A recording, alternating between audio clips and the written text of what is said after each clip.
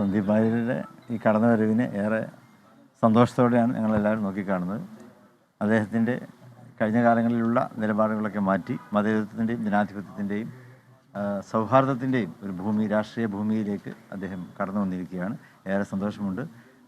ഞങ്ങളുടെ പാരമ്പര്യവുമായിട്ടൊക്കെ അദ്ദേഹത്തിന് നല്ല ബന്ധമുണ്ട് എന്നത് ഇവിടെ പറയുകയുണ്ടായല്ലോ. തച്ചനാട്ടുകാരനാണ് അദ്ദേഹത്തിന് ശാബ്ദങ്ങളൊക്കെ തന്നെ കണ്ട പരിചയമുണ്ട്. ആ രീതിയിലൊക്കെ ഉള്ള ഒരു ബന്ധം ഇപ്പോൾ ഇവിടെ കടന്നു വന്നതോടുകൂടി ഞങ്ങളത് കൂടുതൽ ആസ്വദിക്കുകയാണ്. ഏതായാലും സന്ദീപ് വാര്യർക്ക് എല്ലാ ആശംസകളും വിജയങ്ങളും നേരുന്നു. ഇവിടെ ഇതിൻ്റെ ഒരു രാഷ്ട്രീയ വശമാണ് നമ്മൾ ചിന്തിക്കേണ്ടത്. BJP ആണ് അവസാന അഭയകേന്ദ്രം എന്ന ചിന്താഗതിക്കാണ് സന്ദീപ് വാര്യർ കോൺഗ്രസ് ചേരുന്നതോടെ മാറ്റം വരുന്നത്. ഇനി കോൺഗ്രസിൻ്റെ ഒരു ഉയർത്തെഴുന്നേൽപ്പിൻ്റെ കാലമാണ്, ഇന്ത്യ മുന്നണിയുടെ ഉയർത്തെഴുന്നേൽപ്പിൻ്റെ കാലമാണ് വരാൻ പോകുന്നത് എന്നാണ്. സന്ദീപ് വാര്യരുടെ കോൺഗ്രസ് പ്രവേശനം UDF-ലേക്കും ഇന്ത്യ മുന്നണിയിലേക്കും ഒക്കെയുള്ള വരവ് വാർത്താമാധ്യമങ്ങൾ വമ്പിച്ച പ്രാധാന്യത്തോടു കൂടിയാണ് കൊടുത്തുകൊണ്ടിരിക്കുന്നത്.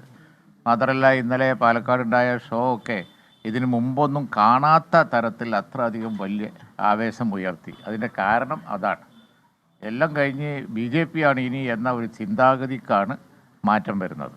അതിൻ്റെ തുടക്കം കേരളത്തിൽ നിന്നാണ്. അതാണ് ശ്രീ സന്ദീപ് വാര്യരുടെ വരവിൻ്റെ ഒരു രാഷ്ട്രീയമായ, ദേശീയമായി തന്നെ പ്രാധാന്യമുള്ള ഒന്നാണ്. പാണക്കാട് വന്നു, തങ്ങളുടെ വീട്ടിൽ വന്നു എന്ന് പറയുന്നത് മതസൗഹാർദ്ദം ഉയർത്തിപ്പിടിക്കാനുള്ള ഒരു അഭിവാഞ്ചയാണ്. എല്ലാ ജനവിഭാഗങ്ങളും ഇപ്പോൾ ഇവിടെ വന്നു, നാളെ UDF-ൻ്റെ എല്ലാ ലീഡേഴ്സിനെയും ശ്രീ സന്ദീപ് വാര്യർ കാണും. അവിടെ ബിഷപ്പ്മാരും അതുപോലെ തന്നെ മതപണ്ഡിതന്മാരെല്ലാവരും ഉണ്ടാവും. അങ്ങനെയുള്ള ഒരു കൾച്ചർ, ജീവിതം വേണം എന്നുള്ളത് ഒരു വളരെ വിഭാഗീയമായ തരത്തിൽ പോകുന്നതിനോട് താല്പര്യമില്ല. അത് മനം മടുത്തു എന്ന് അദ്ദേഹം പറഞ്ഞല്ലോ. അതാണ് നമ്മൾ സ്വാഗതം ചെയ്യേണ്ട ഏറ്റവും വലിയ വശം. അതാണ് ഇതിൻ്റെ ഒരു മാനുഷിക വശം, മാനവിക വശം. കേരളത്തിൽ നിന്ന് കൂടുതൽ BJP-ക്കാരെ UDF-ലേക്ക് എത്തും, അങ്ങനെ പ്രതീക്ഷിക്കുന്നുണ്ടോ? അല്ല, അതിൻ്റെ ഒരു ട്രെൻഡ് ഞാൻ പറഞ്ഞ അതാണ്. അവസാന അഭയകേന്ദ്രം BJP അല്ല. അവസാനം ഇന്ത്യയെ രക്ഷിക്കാൻ കോൺഗ്രസിനും ഇന്ത്യ മുന്നണിക്കും തന്നെ സാധിക്കുള്ളൂ എന്നുള്ളത് ആണ് ഇന്നിപ്പോൾ ഇവിടെ കുറിച്ചിരിക്കുന്ന ഈ തുടക്കത്തിൻ്റെ അർത്ഥം. കൂടുതൽ വരും, സംശയമില്ല. നേരത്തെ UDF പറയാനുണ്ടായിരുന്നത് ഇപ്പോൾ ഈ BJP-ക്ക് രംഗത്ത് വരുന്നവരെ ED വിടുന്നു, അങ്ങനെ വിരട്ടുന്നു ആരോപണമായിരുന്നു കോൺഗ്രസും ദിലീപും ഉന്നയിക്കാറ്. അപ്പോൾ അദ്ദേഹത്തിന് നേരെ അത്തരം ഒരു സംഗതി ഉണ്ടാവും? അല്ല, അതിപ്പോൾ ഇന്ത്യയിലെ പൊളിറ്റിക്കൽ ലീഡേഴ്സ് മുഴുവൻ അതൊക്കെ സർവൈവ് ചെയ്ത് നിൽക്കുകയല്ലേ. ആരെങ്കിലും അതുകൊണ്ട് മാറിയോ? ആരെ വിട്ടിരിക്കണേ? സോണിയാഗാന്ധി, രാഹുൽ ഗാന്ധി എല്ലാവരും നേർക്കും വിട്ടില്ലേ.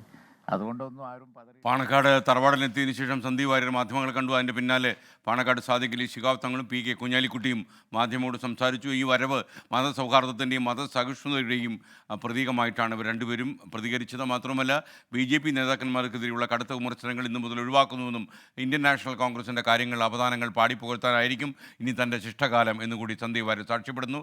മാത്രമല്ല, PK കുഞ്ഞാലിക്കുട്ടി പറഞ്ഞ വളരെ പ്രധാനപ്പെട്ട കാര്യം, BJP ആണ് അവസാന താവളം എന്നുള്ള രാഷ്ട്രീയ ചിന്തയ്ക്ക് അവസാനമാകുന്നു.